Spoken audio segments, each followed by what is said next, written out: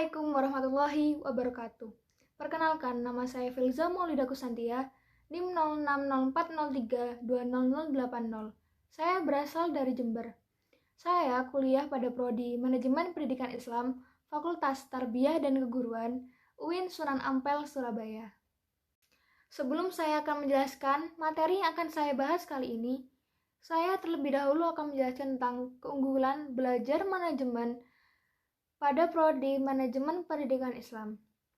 Ilmu manajemen yang baik sangat penting dalam mengatur dan mengarahkan sekelompok atau sebuah organisasi, sehingga proses manajemen tersebut dapat terstruktur demi mencapai tujuan dan meraih keberhasilan pendidikan.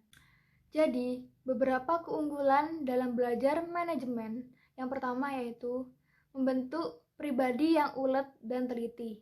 Yang kedua, mampu membantumu untuk berkomunikasi dengan baik. Yang ketiga, dapat meningkatkan kemampuanmu dalam melakukan analisis. Yang keempat, memiliki jiwa kepemimpinan. Yang kelima, kemampuanmu dalam mengelola keuangan akan meningkat. Dan yang keenam, membentuk jiwa wirausaha yang kompeten.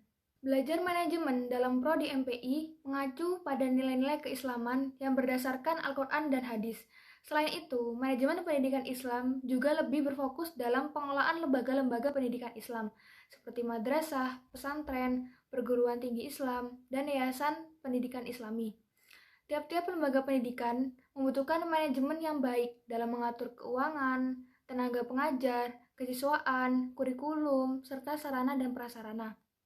Selanjutnya, saya akan membahas pembelajaran pengantar ilmu manajemen dengan dosen pengampu Bapak Muhammad Soleh, SPDI MPD, dengan materi fungsi-fungsi pengawasan atau controlling dalam pendidikan Islam. Arti dari pengawasan adalah proses memonitor aktivitas untuk memastikan aktivitas-aktivitas tersebut diselesaikan sesuai dengan yang direncanakan. Dengan kata lain, apakah aktivitas itu sesuai rencana atau tidak? Jika tidak, maka perlu adanya suatu revisi. Pengawasan atau controlling adalah fungsi terakhir dari manajemen. Fungsi ini sangat penting dan sangat menentukan pelaksanaan proses manajemen. Karena itu, harus dilakukan dengan sebaik-baiknya.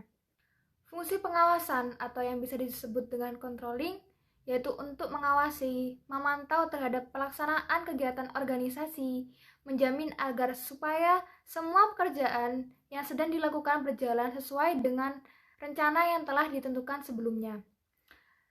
Dan juga menentukan solusi yang tepat, efisien, dan efektif dalam mengatasi berbagai problema organisasi agar mencapai tujuan yang direncanakan. Dengan demikian, pengawasan merupakan proses terakhir dari serangkaian fungsi manajemen lainnya. Sedangkan tujuan dari pengawasan yaitu yang pertama, menghentikan atau meniadakan kesalahan, seperti penyimpangan, penyelewengan, pemborosan, hambatan, dan ketidakadilan, serta mencegah terulangnya kesalahan tersebut. Yang kedua, mendapatkan cara-cara yang lebih baik atau membina yang telah baik. Yang ketiga, menciptakan suasana keterbukaan seperti kejujuran dan partisipasi.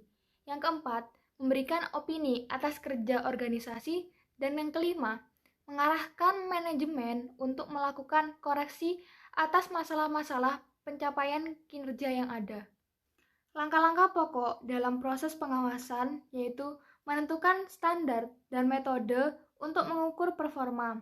Selanjutnya yaitu mengukur performa apakah sesuai dengan standar dan melakukan tindakan perbaikan.